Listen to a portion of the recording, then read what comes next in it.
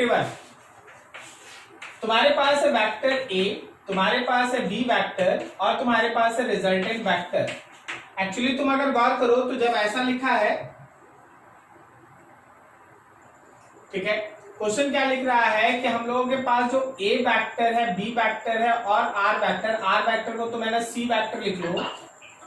बोला है एक वेक्टर अगर x है तो दूसरा वेक्टर भी x है और तीसरा वेक्टर दोनों वेक्टर का √2 टाइम्स है, √2x। क्वेश्चन ये लिखता है, देखो जी, अपना माइक ऑफ कर लीजिए जी जिनका साउंड आ रहा है। क्वेश्चन ये लिखता है कि vector a plus vector b plus vector c is equal to 0। इसका मतलब ये है कि वेक्टर c जो है वो minus of vector a plus b है, ऐसा है। तुम जरा गौर करो, c वेक्टर एक्चुअली ऐसा है तो क्या हम लोग मैग्नीट्यूड ऑफ c वेक्टर, देखो इसका तो मतलब होता है माइनस का तो मतलब डायरेक्शन होता है ना, सही है। तो क्या मैग्नीट्यूड ऑफ सी वेक्टर को magnitude of minus of A plus B vector लिख सकते हैं? अब देखिए सी वेक्टर का मैग्नीट्यूड कितना है, √2x। और जब आप a प्लस बी का मैग्नीट्यूड निकालिएगा तो root under parallelogram law a square plus B square plus 2ab cos theta, यही तो होगा। सो रूट कैंसिल, तो क्या ये 2x स्क्वायर हुआ? 2x square is equal to a square plus B square plus 2ab cos theta, a square plus B square plus 2ab cos theta. So 2x square is equal to, देखो a square plus B square, a में भी x होगा b में भी x होगा, x square plus 2 of x into cos theta. So 2x square is equal to 2x square plus 2x square cos theta. देखते चलो भाई, 2x से 2x cancel, so 0 is equal to 2x square cos theta. इसका मतलब ये है कि cos theta is equal to 0। बोलो cos के किस एंगल के लिए cos का वैल्यू 0 होता है? 90 degree. So theta will be equal to 90 degree. ये वेक्टर्स थीटा, दोनों वेक्टर के बीच का एंगल 90, ऐसा।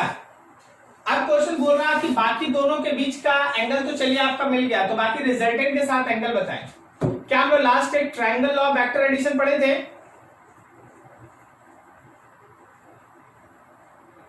बताओ जी, ट्रायंगल लॉ पढ़े थे ना? चलिए ठीक है, वेरी गुड। तो वहां से एक लॉ निकल के आता है, उसको हम लोग कहते हैं लैमिस थ्योरम। एकदम आराम से समझना, लैमिस थ्योरम। अभी देखो, एक आंसर आपके पास है, एक तरीका आपके पास है बनाने का, पैरेललोग्राम लॉ से बना दिए। अब लैमिस थ्योरम से भी आप इस चीज को बना सकते हैं। लैमिस थ्योरम कहां लगता है? जहां तीन वेक्टर का रिजल्टेंट 0 हो। अगर कभी ऐसा है कि a, b और c तीन वेक्टर का रिजल्टेंट 0 है, तो इसका मतलब है कि ट्रायंगल के तीन साइड्स को रिप्रेजेंट करता है और वो भी सेम ऑर्डर में। क्या बोलता है, समझ में आया सबको? a vector, b vector, c vector. अगर तीन वेक्टर ट्रायंगल के तीन साइड को सेम ऑर्डर में रिप्रेजेंट करेगा, अगर तीन वेक्टर ट्रायंगल के तीन साइड को सेम ऑर्डर में रिप्रेजेंट करेगा तो उसका रिजल्टेंट 0 होता है। अब जरा देखना, क्या हम इस फिगर को a वेक्टर को आगे ऐसे बना दें, b वेक्टर जो इधर है उसको हम ऐसे बना दें, और c वेक्टर जो नीचे उसको हम लोग ऐसे बना दें? सेम फिगर है ना, कोई दिक्कत तो नहीं ना किसी को? सेम फिगर है वो, समझ में आ रहा है सबको? A के सामने वाले एंगल को आप अल्फा लेंगे, B के सामने वाले एंगल को बीटा लेंगे और C के सामने वाले एंगल को गामा लेंगे। फिर से एक बार रिवीजन शुरू से, लैमिस थ्योरम वही काम करता है जहां 3 वेक्टर का रिजल्टेंट 0 हो। तुम अपने क्वेश्चन में देखना एकदम दिया हुआ है कि 3 वेक्टर का रिजल्टेंट 0 लेना है, इसलिए हम लोग उस थ्योरम को भी लगा सकते हैं। एक मेथड तो बता चुके। अब देखो अगर ऐसा होता है तो क्या होता है, देन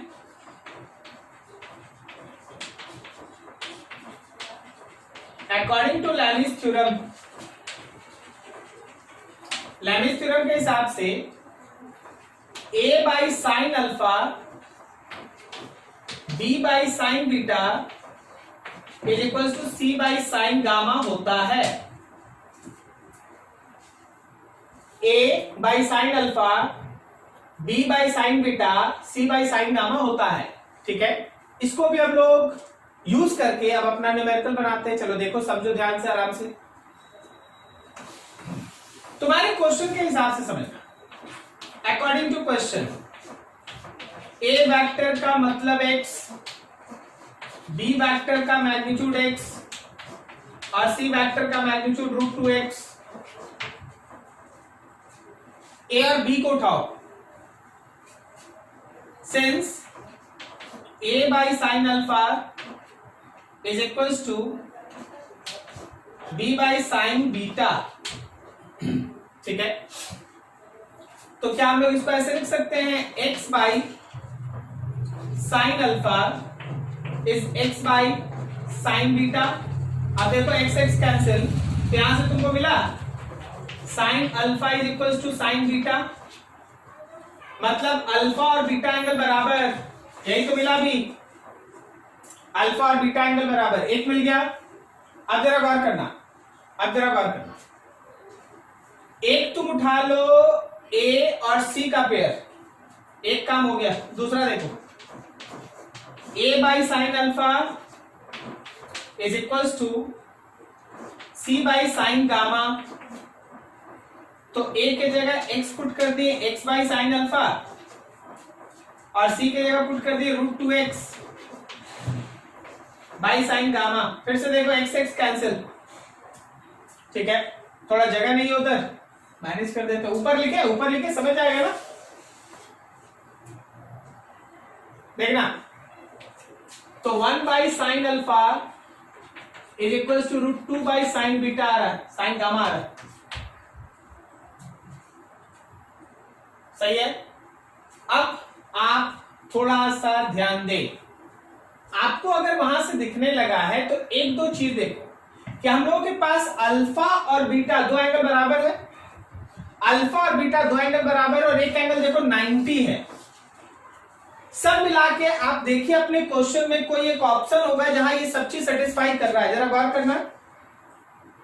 हाँ, जरा देखो फर्स्ट ऑप्शन को गौर से देखो, हम सब ऑप्शन लिखते हैं, आप समझिएगा कैसे आंसर निकाला जाता है। फर्स्ट ऑप्शन में है 45, 45, 90।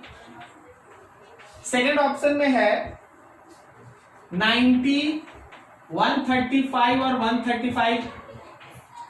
थर्ड ऑप्शन में है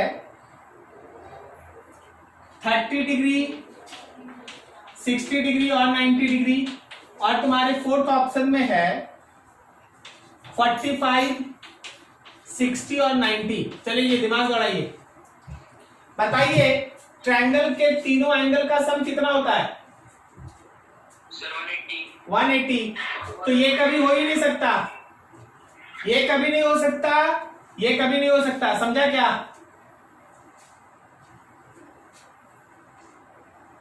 नहीं समझे? अरे भाई ये 360 है, नहीं होगा ना, और ये 180 नहीं है, ये भी तो नहीं होगा।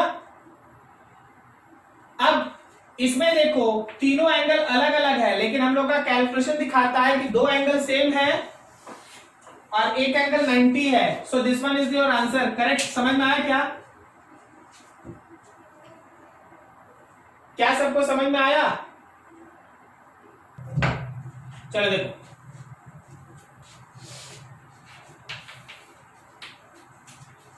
तुमसे ये बोला गया कि देखो ये एक बॉब है,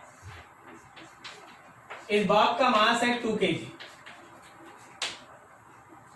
आप जब इसको राइट में एक फोर्स लगा के खींचते हैं तो ये थोड़ी दूर खींचने के बाद वो फोर्स है मान लीजिए आपके पास, वो फोर्स है मान लीजिए आपके पास 40 न्यूटन, 40 न्यूटन के फोर्स से आप खींचे तो पता चला कि ये कुछ एंगल बनाया यहाँ पर थीटा, आपको बोला कि ये थीटा निकालिए, ये बॉब यहाँ रुका हुआ है, बॉब यहाँ रुका हुआ है, ठीक है।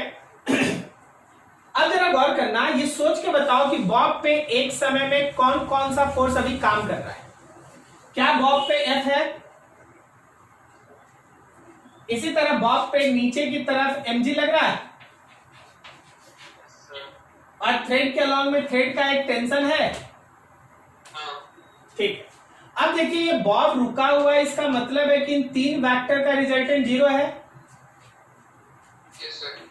Since Bob is in rest, Bob rest में है, इसका मतलब कि mg वेक्टर, फोर्स वेक्टर और टेंशन वेक्टर का रिजल्टेंट 0 है। तो क्या ये मेरे लैमिस थ्योरम के कंडीशन को सेटिस्फाई कर रहा है? Yes, sir. Yes. अब देखिए, अब आप देखिए ये एंगल थीटा है, समझिएगा ध्यान से, तो ये एंगल थीटा है, तो यहां से लेके यहां तक ये पूरा एंगल मतलब mg के अपोजिट वाला एंगल 90 प्लस थीटा हुआ। Yes, sir. ठीक है, अब देख ये 90, ये यहां से यहां तक क्या ये पाई माइनस थीटा है? Sir, pi minus theta is. ये सीधा रहता तो पाई होता ना भाई, अच्छा हाँ तो उसमें से थीटा हट गया है क्या? और क्या ये एंगल 90 है? Yes, sir. तो देखो यहाँ a के सामने अल्फा, b के सामने बीटा, c के सामने गामा था, उसी तरह यहां देखना f के सामने पाई माइनस थीटा, टेंशन के अपोजिट में 90 और mg के अपोजिट में 90 प्लस थीटा। समझ में आया क्या? Yes, sir. तो according to Lami's theorem,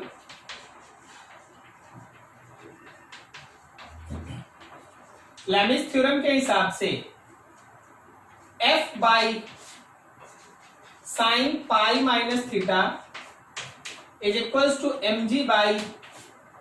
mg by sine 90 plus theta is equals to tension by sine 90 degree. क्या सही है?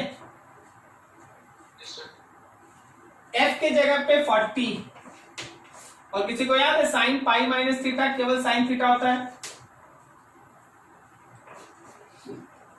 mg मास 2 g10 20, कोई बताएगा साइन 90 प्लस थीटा क्या होता है?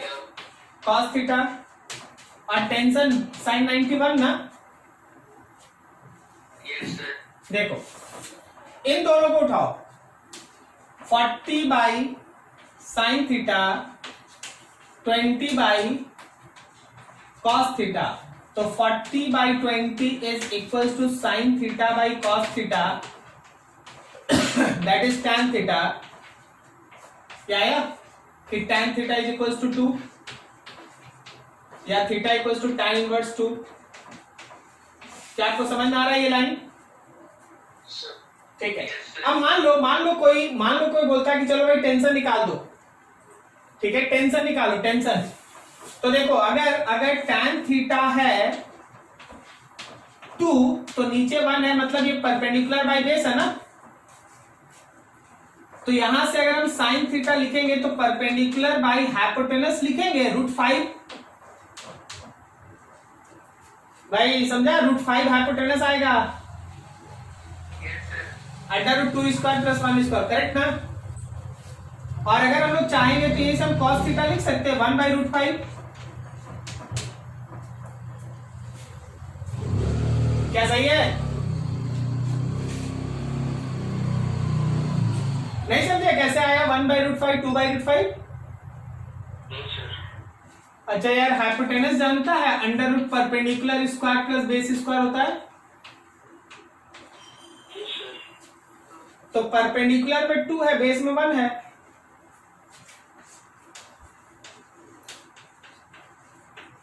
हाँ सर, समझ गया।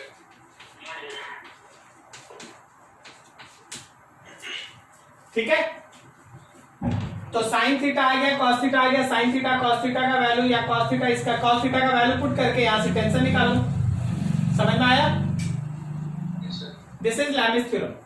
कभी भी अगर तीन वेक्टर का रिजल्टेंट 0 हो जाए, you can apply that concept. जिनका डाउट था समझ में आया जी आपको? Yes sir. ठीक, नोट कीजिए, फिर आगे बढ़ते हैं।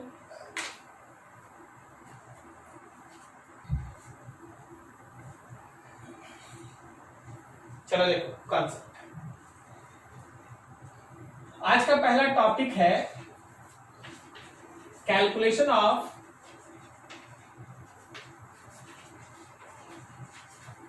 Scalar product when vectors are given in form of I cap, J cap and K cap। अगर हम लोगों का vector I cap, J cap और K cap के फॉर्म में दिया है, अगर हम लोगों का वेक्टर I cap जैसे 2I cap plus 3J cap plus 4K cap, दूसरा vector I cap plus 5J cap plus 10K cap ऐसे दिया है, और दोनों के बीच का हम लोग को डॉट प्रोडक्ट या स्केलर प्रोडक्ट निकालना है, तो उसका method how we can find that, सीखो। मान लो ऐसा कि मेरा वेक्टर A है AX I cap, Y J cap और Z K cap, और मेरा वेक्टर B है BX I cap, Y J cap और Z K cap। आप चाहते हैं A का डॉट प्रोडक्ट B के साथ निकालना, मतलब AX I cap, Y J cap और Z K cap का dot product BX I cap, Y J cap और Z K cap के साथ निकालना। जब आप A dot B find out करना चाहते हैं तो चलिए जी एक एक प्रोसेस समझिए। AX को तीनों से मल्टीप्लाई करेंगे, फिर AY को तीनों से मल्टीप्लाई, फिर AZ को तीनों से मल्टीप्लाई करेंगे, यही काम। तो जरा गौर करना, AX BX I और I का multiplication I cap dot I cap plus AX BY I cap dot J cap plus AX BZ I cap dot K cap. समझो अच्छे से, AX BX I AX BY I J AX BZ I K। Similarly ऊपर से AY BX Y का X के साथ multiplication, तो J dot I plus AY BY J dot J plus AY BZ J dot K। चलो एक बार और, AZ BX K dot I AZ BY K dot J AZ BZ K dot K। ये हुआ तुम्हारे पास 9 multiplication term. अगर आप last day का class याद रखे हैं तो आपको याद होगा कि I और J के साथ मल्टीप्लीकेशन 0 होता है ना, क्या 0 होता है? यस।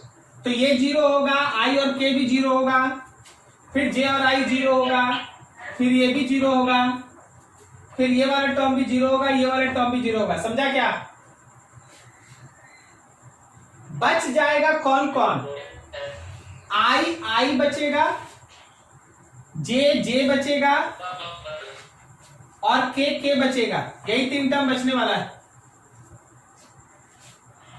तो आपके पास जो फाइनल आंसर निकल के आएगा वो होगा A डॉट B का मल्टीप्लीकेशन का मतलब AX BX, यहां तो 1 हो जाएगा, 0 0 नहीं लिखते हैं, plus AY BY plus AZ BZ तो मेरे पास आंसर होगा ax bx plus ay by plus az bz। कभी भी अगर दो वेक्टर आई कैप जे कैप के कैप के फॉर्म में दिया है तो आप उसका डॉट प्रोडक्ट ऐसे निकाल सकते हैं। फॉर एग्जांपल देखिए, मान लो मेरे पास फोर्स वेक्टर है 3 I cap plus 2 J cap minus 5 के कैप और मेरे पास डिस्प्लेसमेंट वेक्टर है आई कैप प्लस जे कैप प्लस 4 के कैप। ठीक है, something like that. Now find work, तुमसे बोला गया वर्क निकालो भाई। अब देख लास्ट ही हम सीख के गए हैं, हम लोग सीख के गए हैं कि वर्क का मतलब हो गया है कि dot product between force and displacement vector. सही है ना? क्या सही है? So work will be force का x कंपोनेंट डिस्प्लेसमेंट का x प्लस फोर्स का y डिस्प्लेसमेंट का y प्लस फोर्स का z डिस्प्लेसमेंट का z। तो फोर्स का x डिस्प्लेसमेंट का x 3 into 1 प्लस फोर्स का y डिस्प्लेसमेंट का y 2 into 1 प्लस फोर्स का z डिस्प्लेसमेंट का z -5 into 4। So it is 3 plus 2 minus 20 and your answer is -15 joule answer. क्या आपको समझ में आया कि कैसे वेक्टर फॉर्म में अगर क्वेश्चन दिया रहेगा तो how we can proceed to find dot product? This is the formula, this is the formula. आपको केवल फॉर्मूला याद रखना, वो आता कैसे वो मेरा काम है दिखाना, लेकिन आपको इतना बनाने की जरूरत नहीं, आपको बस फॉर्मूला याद रखना, बस उसको लगा दिए आंसर आएगा। ठीक है, अब हम यहीं पे लास्ट का भी एक चीज यहीं पे पैरेलल में लिख दें। तुमको लास्ट याद होगा कि अगर दो वेक्टर ऐसे दिया है तो उसका मैग्नीट्यूड और उनके बीच का एंगल पता है, तो आपको याद है ना कि डॉट प्रोडक्ट निकालने में हम लोग यूज करते हैं ए बी कॉस थीटा। मतलब अगर दो वेक्टर मैग्नीट्यूड और एंगल के साथ दिया है तो ए बी कॉस थीटा, और अगर दो वेक्टर इस तरह का वेक्टर फॉर्म में दिया है तो ऐसा कॉन्सेप्ट यूज करना है। क्लियर हुआ? Yes sir. चलो नोट करो, इसके बाद एप्लीकेशन देखेंगे डॉट प्रोडक्ट का।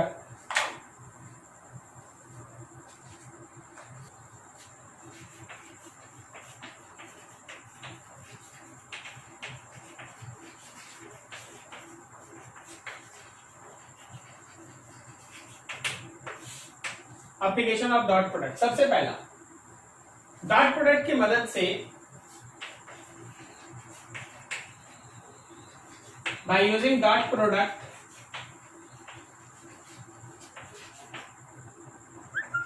we can show that two vectors are perpendicular, or we can find unknowns, we can find unknowns if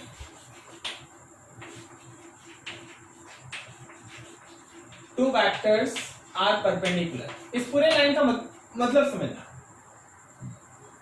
dot product तुम्हारे पास एक ऐसा अब मेथड हो गया है जिससे दो वेक्टर आपस में 90 है, तुम इसको प्रूव भी कर सकता है, या अगर क्वेश्चन ही बोल दे कि दो वेक्टर 90 है तो उसके हेल्प से तुम कुछ और अननोन्स आराम से निकाल सकता है। इसका मतलब क्या है वो समझो। मान लो let A and B are perpendicular, मान लीजिए ए और बी परपेंडिकुलर है, तो हम लोग डॉट प्रोडक्ट में सीखे हैं क्या कि A dot B is equals to A B cos theta. अब अगर हम लोग का थीटा ही 90 हो जाए तो इसका मतलब है कि ए का बी के साथ डॉट प्रोडक्ट का वैल्यू 0 है, क्योंकि cos 90 का वैल्यू तो 0 होता है। क्या समझे आप? अगर दो वेक्टर परपेंडिकुलर है तो उसका डॉट प्रोडक्ट कितना होगा?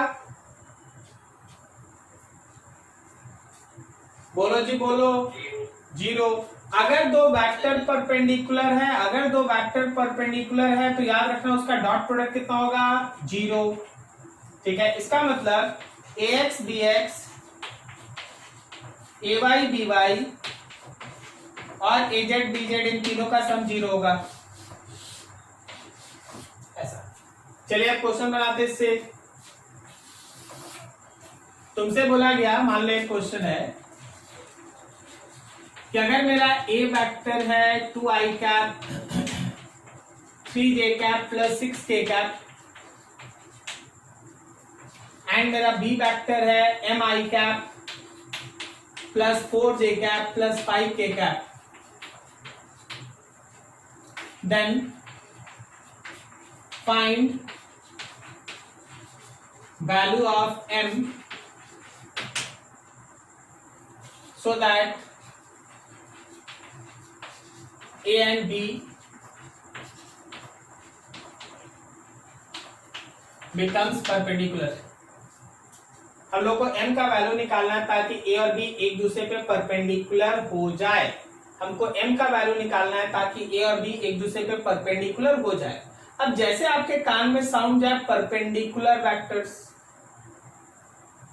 तो तुरंत दिमाग में ये कॉन्सेप्ट क्लिक करना चाहिए, यही तो यूज है पढ़ाई का। ठीक है, तो अकॉर्डिंग टू क्वेश्चन लिख रहा है कि A and B are perpendicular, A और बी परपेंडिकुलर है, तो इसका कॉन्सेप्ट यही है कि अगर ए और बी परपेंडिकुलर है तो डॉट प्रोडक्ट 0 है। इसका मतलब ए का एक्स बी का एक्स, ए का वाई बी का वाई, ए का जेड बी का जेड तीनों मिलकर हो जाएगा 0। अब जरा गौर करो, ए का एक्स मतलब 2, बी का एक्स मतलब m 2m प्लस ए का वाई 3, बी का वाई 4 3 into 4 प्लस ए का जेड 6, बी का Z 5 6 into 5 is equal to 0। तो वैल्यू हुआ 2m plus 12 plus 30 is equal to 0। सो 2m इज इक्वल टू -42 या फिर m is equal to -21। This is your answer. m equals to -21, this is your answer. Clear है? Yes, sir. तो ऐसे perpendicular vectors से related कोई भी question में कुछ पूछा जाए, हमेशा तैयार रहना। Dot product will helps you to find unknowns. Dot product की मदद से आप आराम से अननोन निकाल सकते हैं। ठीक है, नोट करो ये फर्स्ट वाला, फिर दो और मेथड है वो भी देखेंगे, सीखेंगे।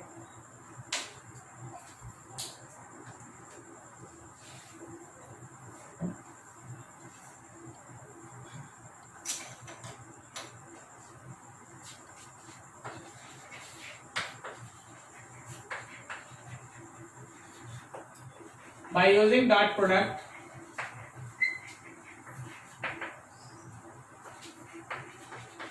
we can find angle between vectors। Dot product की मदद से अगर हम लोग चाहेंगे तो वेक्टर्स के बीच का एंगल निकाल सकते हैं। जैसे देखो, हम लोग के पास ये है ए वेक्टर और ये है बी वेक्टर और बीच का एंगल है थीटा। तो आपको याद होगा कि ए डॉट बी का मतलब होता है ए बी कॉस थीटा। इसका मतलब ये है कि अगर हम कॉस थीटा निकालने जाएंगे तो ए और बी के डॉट प्रोडक्ट में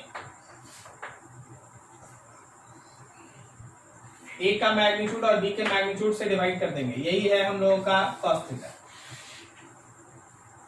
सर ऊपर का ए डॉट बी कैसे निकालेंगे? अरे भाई डॉट प्रोडक्ट लगा दे। डॉट प्रोडक्ट कहने का मतलब ए का एक्स को बी के एक्स से मल्टीप्लाई कर, ए के वाई को बी के वाई से मल्टीप्लाई कर, ए के जेड को बी के जेड से मल्टीप्लाई कर, and all divided by A and B.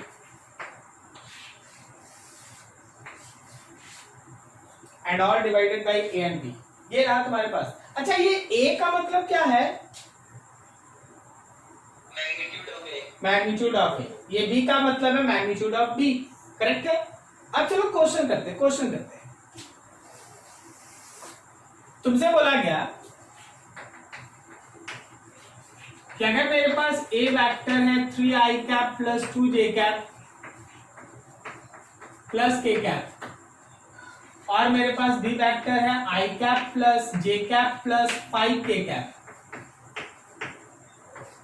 Find angle between A and B, A और बी के बीच एंगल निकालो।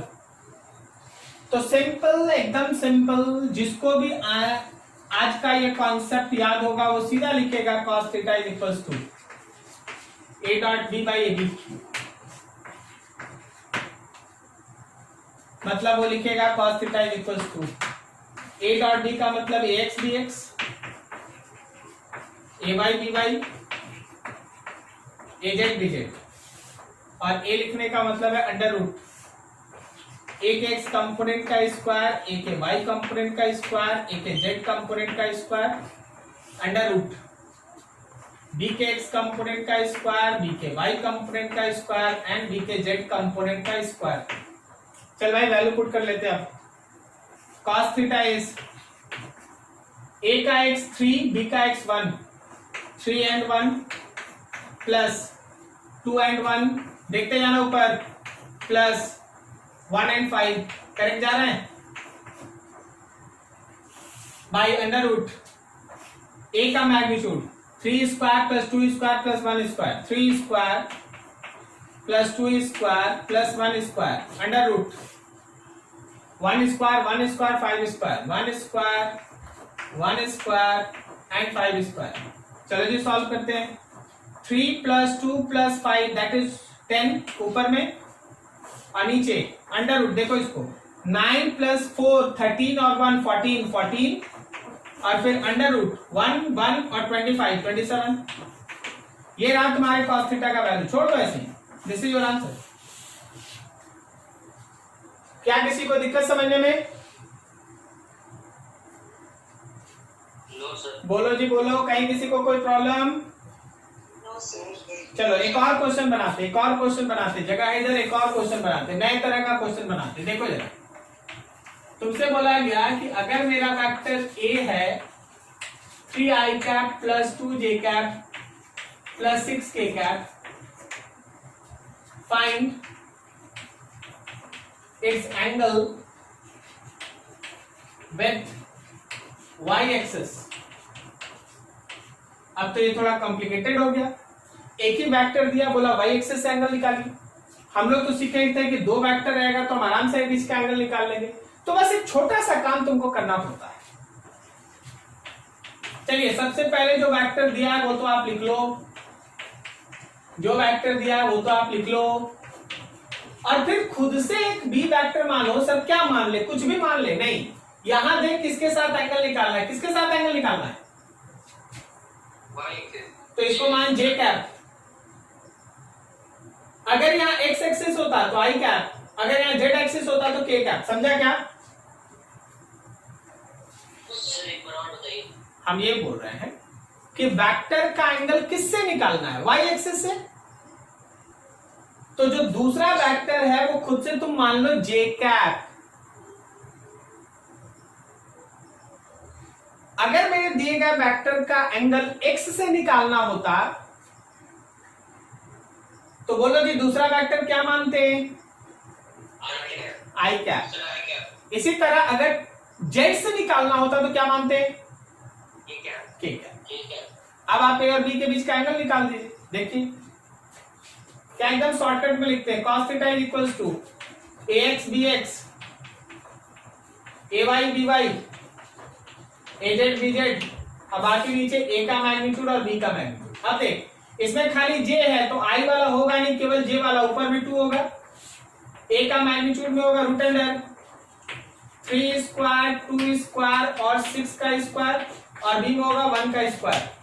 तो आपके पास हो गया cos theta is equals to 2 by 9 13 36 root under 49 और 1 मतलब 2 by 7, this is cos theta.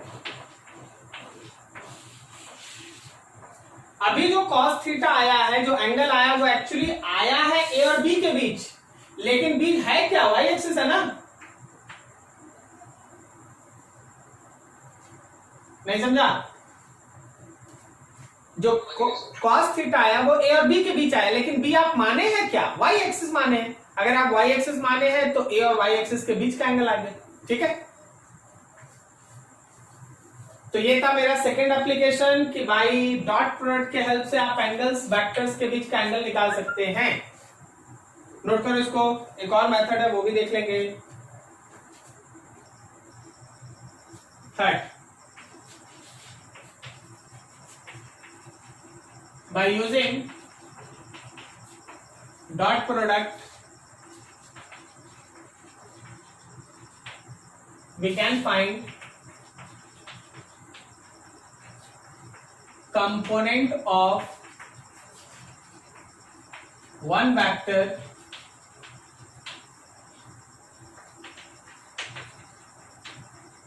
in direction of other vector। Dot product के मदद से हम लोग चाहेंगे तो एक वेक्टर का कंपोनेंट दूसरे वेक्टर के डायरेक्शन में निकाल सकते हैं। क्या है मतलब वो देखो। मान लो जैसे हम लोग के पास ये ए वेक्टर है और ये है बी वेक्टर और ये बीच का एंगल थीटा। अगर हम बोलेंगे कि ए का कंपोनेंट निकालो बी की तरफ, तो देखो भाई यहां पे एक परपेंडिकुलर डाल लो और ए का यहां से यहां तक का कंपोनेंट हो जाएगा A cos theta. So A cos theta क्या है? तो A cos theta is component of A in direction of B. A cos theta जो है वो ए का कंपोनेंट है बी के डायरेक्शन में। अब इसी तरह देखो, ए है, मान लो ये बी है और ये एंगल थीटा है।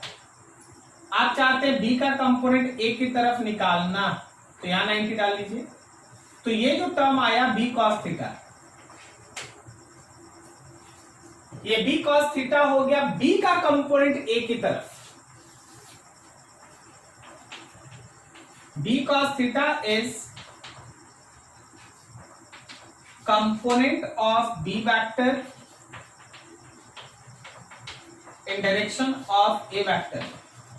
मतलब ये है भाई कि ए का बी की तरफ कंपोनेंट निकालना है तो ए कॉस थीटा निकालो, और अगर बी का कंपोनेंट ए की तरफ निकालना है तो बी कॉस थीटा निकालो। समझ में आया क्या?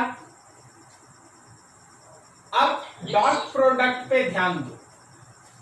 हम लोग डॉट प्रोडक्ट में सीखे हैं कि ए डॉट बी का मतलब होता है ए B cos theta.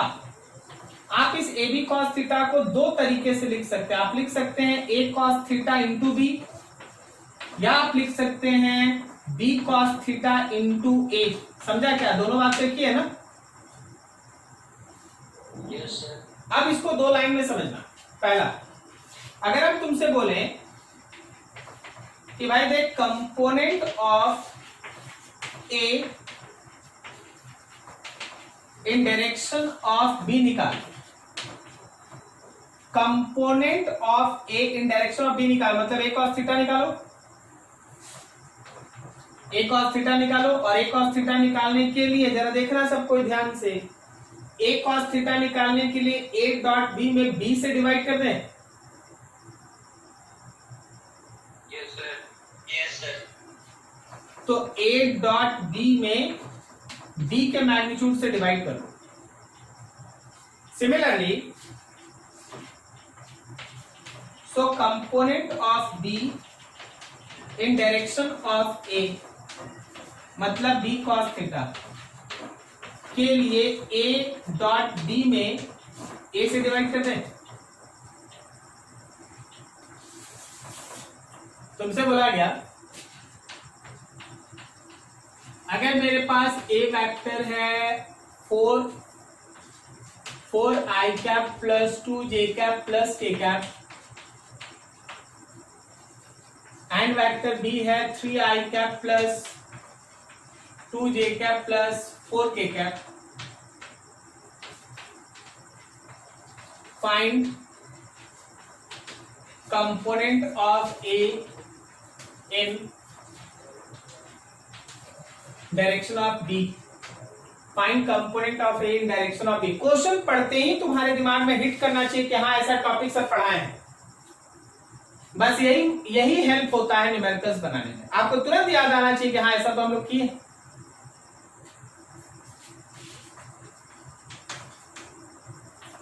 A dot B is actually AB cos theta.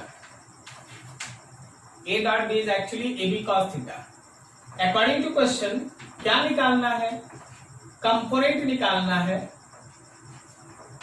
Component of A in direction of B निकालना है। इसका मतलब A cos थीटा निकालना, और A cos थीटा निकालने का मतलब है कि A डॉट B में B से डिवाइड करना है। A का कंपोनेंट निकालना है B की तरफ, मतलब A cos थीटा निकालना, और A cos थीटा निकालने का मतलब है A डॉट B में B से डिवाइड करना है। A डॉट B का मतलब हो गया AX BX, AY BY, AZ BZ में B से डिवाइड करना, मतलब अंडर रूट B का X कंपोनेंट, B का Y कंपोनेंट और B के Z कंपोनेंट के स्क्वायर से डिवाइड करना। AX BX 4 into 3, 4 into 3, AY BY 2 into 2 plus AZ BZ 1 into 4 divided by root under B के X कंपोनेंट का square, B के Y कंपोनेंट का स्क्वायर और B के Z कंपोनेंट का स्क्वायर। सॉल्व कर दीजिए आंसर। ऊपर हो गया 12 प्लस 4 16 प्लस 4 20 और नीचे हो गया 9 प्लस 4 13 और plus 16 root under 29। This is your answer. क्या आपको मेथड समझ में आया? Yes sir. ठीक है, तो ये तरीका है एक वेक्टर का कंपोनेंट दूसरे के वेक्टर की तरफ निकालने का। अभी हम इसमें एक चीज एडिशनल ऐड करना चाहते हैं जो मे भी तुमको थोड़ा सा है ना हार्ड लगे, बट समझना। B का कंपोनेंट A की तरफ है कितना? B cos theta. Yes sir. लेकिन इसका डायरेक्शन तो A की तरफ है ना। Yes sir. तो डायरेक्शन दिखाने के लिए B cos थीटा को हम A कैप से मल्टीप्लाई कर दें। A cap. Yes sir. क्या सबको समझ में आया बात? नहीं समझा? हाँ बिल्कुल नहीं समझा। चल क्या ले,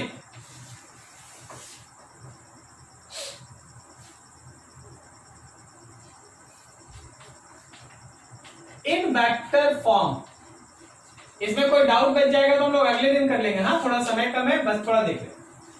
वेक्टर फॉर्म में अगर हम component of A in direction of B लिखें, A का कंपोनेंट B की तरफ, तो हमको A cos थीटा लिखना है, और A cos थीटा निकालने का मतलब है A और B के बीच का dot product divided by B।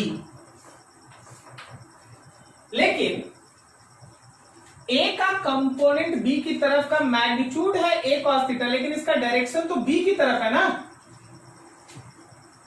तो क्या डायरेक्शन दिखाने के लिए यहां B कैप लगा दें? D कैप का मैग्नीट्यूड बोलो।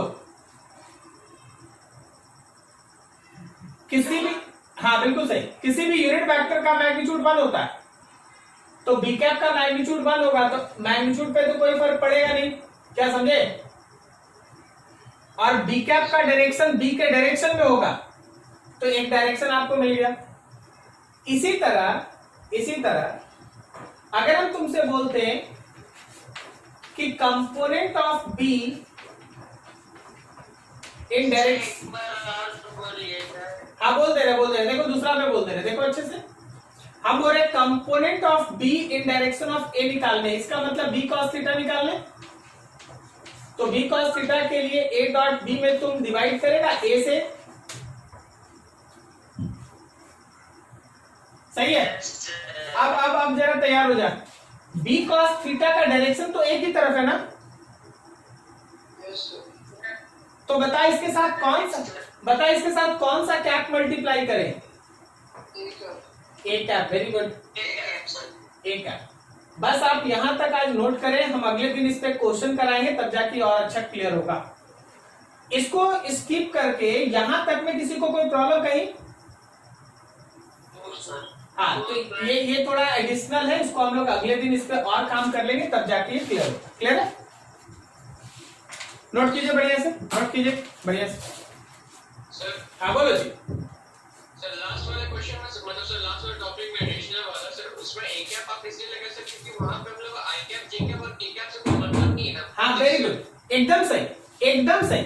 अगर x के तरफ डायरेक्शन होता तो हम आई कैप लिख देते हैं, y की तरफ होता हम जे कैप लिख देते हैं, z की तरफ के कैप लिख देते हैं। लेकिन हमको तो यहाँ पता नहीं है कि x है, y है या z है, ये कोई a की तरफ है तो a कैप, ये कोई b की तरफ है तो b कैप। सर जिस सिंबल्स डिनोट हो वहां पे वही सिंबल करा है। बस बस बस, जिस वेक्टर की तरफ लेना है बस उसी का कैप लगा देना, ठीक है? सर और अगले दिन न्यूमेरिकल में कर लेंगे, देखिए। चलो ठीक है, फिर भी अगले दिन न्यूमेरिकल करेंगे ना, ये और क्लियर होगा, ठीक है? चिंता नहीं।